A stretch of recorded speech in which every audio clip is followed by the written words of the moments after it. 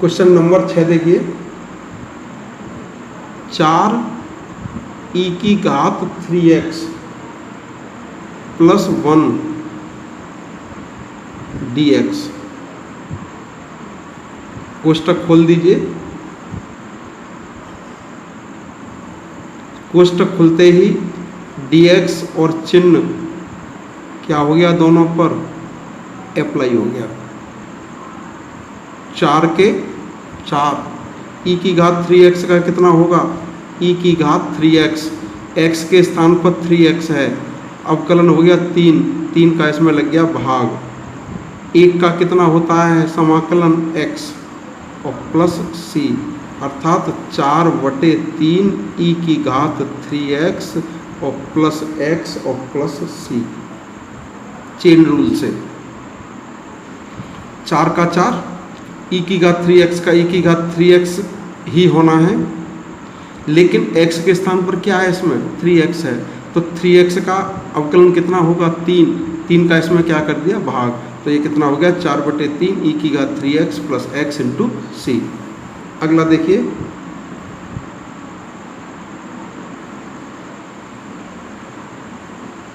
X square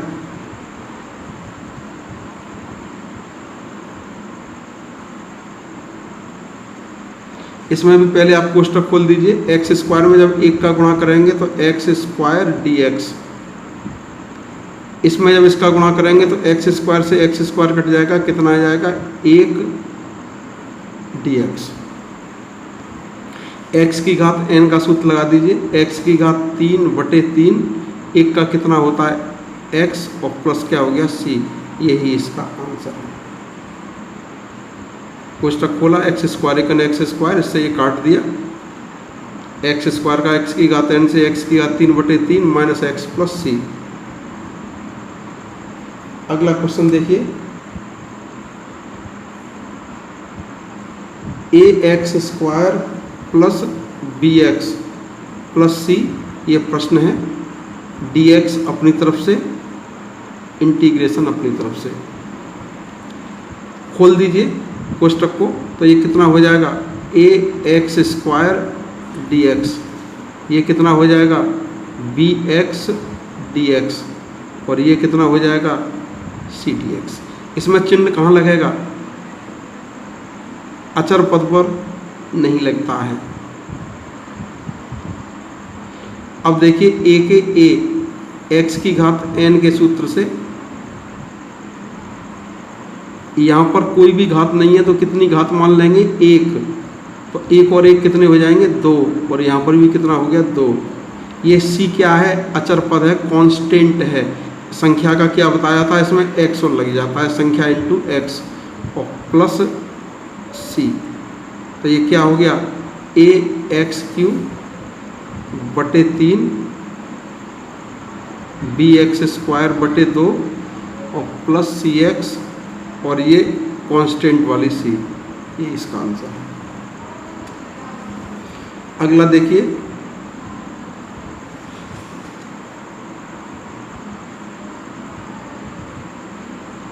to x square plus e की घात x dx, integration का चिन्ह और dx दोनों अप्लाई कर दीजिए, तो ये क्या हो गया 2x square dx plus e की घात x dx, 2 के 2, x स्क्वायर को x की घात 3/3 और e की घात x का e की घात x और प्लस c, तो ये क्या हो गया 2/3 x की घात 3 और प्लस e की घात x और प्लस के c, यही इसका आंसर है। 2x स्क्वायर प्लस e की घात x dx, x की घात 3/3 e की घात x प्लस c। देखिए आप सब लोगों को ये पता पड़ गया होगा कि आपका 30% कोर्स कम कर दिया गया है इस सत्र के लिए, लेकिन इससे आपको कोई फ़ायदा नहीं पड़ेगा। क्यों नहीं फ़ायदा पड़ेगा कि जो कुछ भी कम किया गया है उसको बिना पढ़े आप आगे नहीं बढ़ सकते हो, इसलिए सबको ही पढ़ना पड़ेगा। फिजिक्स, केमिस्ट्री और मैथ में जो 30% कोर्स कम किया गया है उसका बच्चों का कोई भी हित नहीं होगा, उसमें बच्चा कोई भी फ़ायदा नहीं ले पाएगा। क्यों नहीं ले पाएगा? कि अगर वो 30% कोर्स छोड़ दिया तो शेष आगे की पढ़ाई नहीं पढ़ पाएंगे, वो उससे रिलेटेड ही है। जो कोर्स कम किया गया है उससे रिलेटेड कोर्स आगे है, अगर उसका अध्ययन नहीं हुआ तो आगे का कोर्स नहीं पूरा हो पाएगा। इसलिए इसमें कोई फ़ायदा आपको पढ़ने वाला नहीं है, आपको सभी कुछ पढ़ना है। आगे देखिए,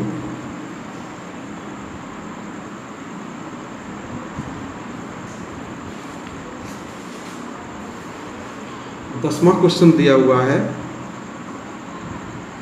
√x -1/√x का होल वर्ग इंटू dx।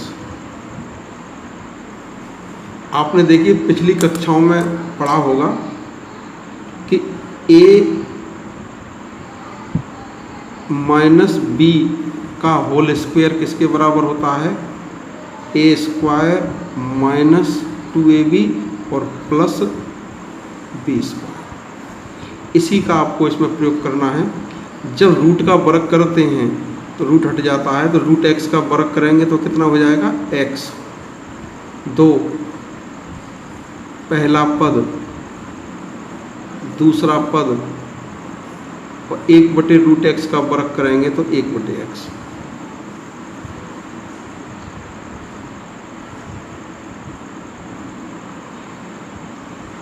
पहले पद का वर्ग ऋण 2 गुणित पहला पद गुणित दूसरा पद धन दूसरे पद का वर्ग। ये सूत्र से खोल दिया जो एल्जेब्रिक फॉर्मूला है। अब देखिए रूट का वर्ग क्या होता है? रूट हट जाता है। अब अप्लाई कर दीजिए, इससे देखिए ये कट जाएगा, तो यहाँ पर ये क्या हो जाएगा? x dx। यहाँ पर क्या हो जाएगा? 2dx। और यहाँ पर क्या हो जाएगा? 1/x dx। x का यहाँ पर कितनी घात छुपी हुई है? 1। n+1 वाले सूत्र से x की घात 2/2। ये संख्या है। संख्या में क्या लगी जाता है? अगर अकेली संख्या होती है और उसका समाकलन निकालना होता है तो उसमें x ऐड हो जाती है। अब देखिए इसमें एक नए सूत्र की एंट्री हो रही है 1/x की। काफ़ी महत्वपूर्ण सूत्र है, बहुत जगह काम में आएगा। 1/x dx किसके बराबर होता है? ये log मापांक x के बराबर होता है। तो ये किसके बराबर हो गया? log मापांक x plus c means constant. Question number 11, x² plus 5x² - 4 बटे x²। ये आपको प्रश्न दिया हुआ है। क्या करना है आपको? इसमें dx और मार्क ऑफ इंटीग्रेशन लगा दिया। देखिए यहाँ पर भी एक नए तरीके का सूत्रपात हो रहा है। ऐसा इंटीग्रेशन में कोई भी सूत्र नहीं है जो अंश और हर के रूप में सूत्र को प्रकट कर सके। ये अवकलन में होता है, समाकलन में नहीं होता है। अवकलन में तो अंश बटे हर का सूत्र बन जाता है, लेकिन समाकलन में ऐसा कोई भी सूत्र नहीं होता। अतः क्या करते हैं कि जो हर वाली जो संख्या होती है उसका भाग दे देते हैं अंश में। अब देखिए इसका प्रत्येक पद में भाग दे दीजिए, तो ये कितना हो जाएगा? x² में जब x² का भाग देंगे तो कितना हो जाएगा? 1। 5x² में x का भाग देंगे तो कितना हो जाएगा? 5। x² नहीं है यहाँ पर संख्या में, x की घात 3 है। जब x की घात 3 में x² का भाग देंगे तो कितना आ जाएगा? x। इसमें भाग देंगे तो कितना आ जाएगा? 5। और इसमें भाग देंगे तो कितना हो जाएगा? 4/x²।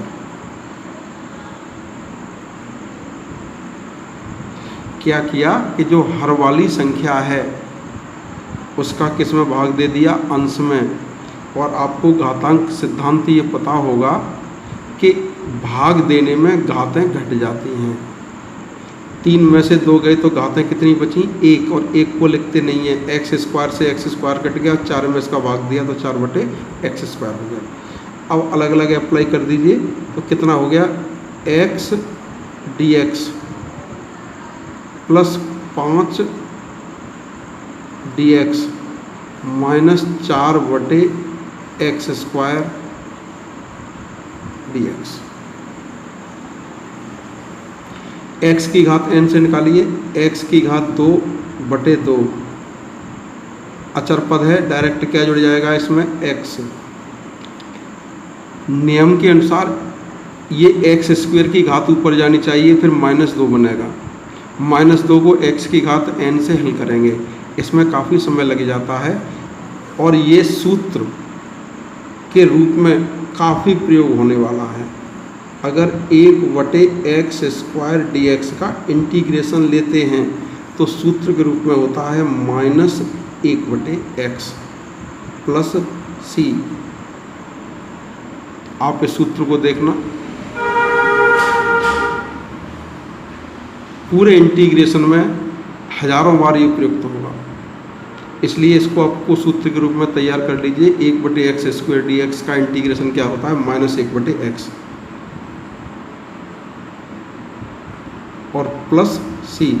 तो ये कितना हो गया, x स्क्वायर बटे 2 प्लस 5x और प्लस 1/x और प्लस c, ये इसका आंसर। अगला क्वेश्चन देखिए,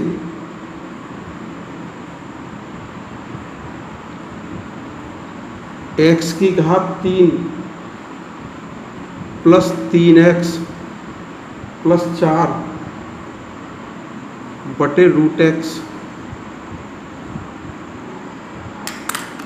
देखिए इसमें भी भाग लगना है, जैसे पहले क्वेश्चन में बताया गया था कि हर से डिवाइड होनी है, ये भी हर से ही डिवाइड होना है। भाग में घातें घट जाती हैं और रूट की घात कितनी होती है, 1/2। अगर हम यहाँ पर लिखते हैं √x तो इसका क्या मतलब होता है, x की घात 1/2। अब जब x की घात 3 में हम √x का भाग देंगे तो यहाँ पर घात कितनी है, 3, और यहाँ पर कितनी है, 1/2। 3 में से 1/2 मीन्स आधा निकल गया, तो कितना बचा, 2.5, 5/2। 3 में से आधा चला गया, 2.5 बचा, और 2.5 को हम कैसे लिखते हैं, 5/2। ऐसे ही 1 में से 1/2 गया तो कितना बचा, 1/2। कैसे लिख सकते हैं, यहाँ पर 3x की घात 1/2, और जब 4 में इसका भाग देंगे तो कितना हो जाएगा, 4/√x।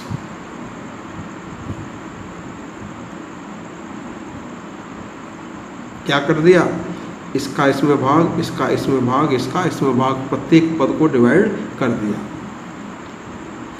अब देखिए जैसे मैंने आपको पहले ये बताया था कि 1/x स्क्वायर का होता है -1/x। एक और इसमें सूत्र बनता है कि 1/√x का डायरेक्ट 2√x होता है। ये भी हजारों जगह पर सूत्र प्रयोग होगा, ये सूत्र आपको याद रखना है कि 1/√x किसके बराबर होता है, 2√x के बराबर होता है। अब देखिए x की घात n अप्लाई कीजिए तो n + 1 और n + 1, 3 के 3,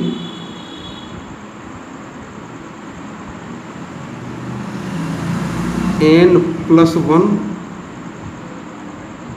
n + 1 और 1/√x का क्या बताया था मैंने आपको, डायरेक्ट 2√x। तो ये 1/√x इस सूत्र के अनुसार किस में बदल गया, 2√x में।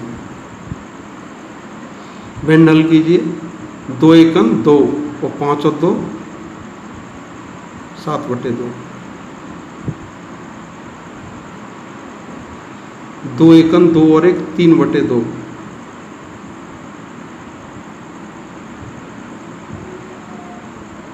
और 4 दूनी 8√x। ये नीचे की भिन्न ऊपर जाएगी तो क्या हो जाएगी? उल्टी।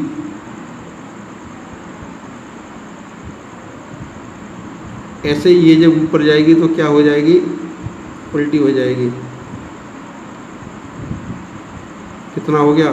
2/7, x की घात 7/2। 3 से देखिए 3 कट गए,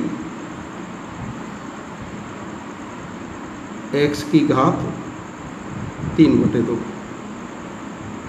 क्या बचा यहाँ पर? 2 x की घात 3/2 और प्लस 8√x और प्लस c। यहीं से c लगना शुरू हो जाएगा। जहाँ से इंटीग्रेशन शुरू होता है वहीं से लगना शुरू हो जाता है। फिर देख लीजिए इसको, इसमें से तीनों राशि घटा दी, ये बचती है n+1। n+1 इसका डायरेक्ट सूत्र लिख दिया है 5/2, यानी 2.5 और 1 जोड़ेंगे तो 3.5, 3.5 का मतलब 7/2, आधा और 1 जोड़ेंगे 1.5, 1.5 का मतलब 3/2। अब ये ऊपर जाकर के संख्या क्या हो जाएगी? ये देखिए 3, और ये उल्टी होकर के किस में बदल गई? 2/3 में, और x की घात 3/2 यूँ की तो वहीं x की घात 3/2 के रूप में आ गई है। 8√x कट करके कितना आ गया? उत्तर कितना आ गया?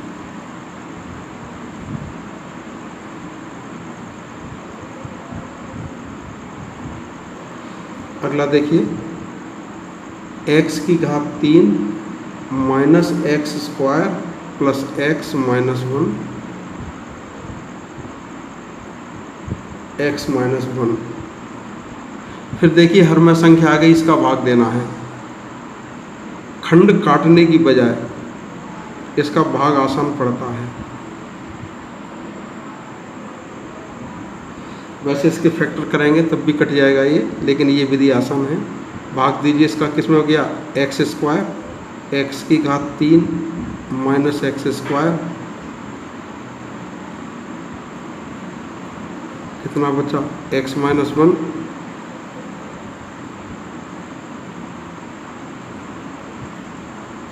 इसमें इसका भाग देने के बाद क्या आ गया?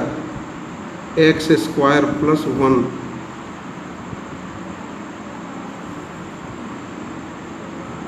इसके अगर फैक्टर कर लेंगे तब भी x माइनस 1 कट जाएगा और यही आंसर आएगा। फैक्टर की ज़रूरत नहीं है, डायरेक्ट निकल दिया है। x² dx प्लस 1 dx, इसका निकालेंगे तो कितना हो जाएगा? x की घात 3/3 और 1 का कितना होता है? x plus c। कहने का मतलब ये है कि अगर हर में कोई संख्या आ जाती है तो इंटीग्रेशन में अंश और हर के रूप में कोई भी सूत्र व्युत्पत्ति नहीं दी गई है, सूत्र की कोई भी डेरिवेशन नहीं है, इसलिए इसका हम क्या कर देते हैं? भाग दे देते हैं। देखिए इसमें भी भाग दे करके हल किया है, इसमें भी भाग दे करके हल किया है, इसमें भी भाग दे करके हल किया है। इसलिए ये भाग विधि आसान विधि पड़ती है। आशा है अच्छी तरह से समझ में आ गया होगा। अगर आपको कोई भी प्रॉब्लम होती है तो आप पूछिए।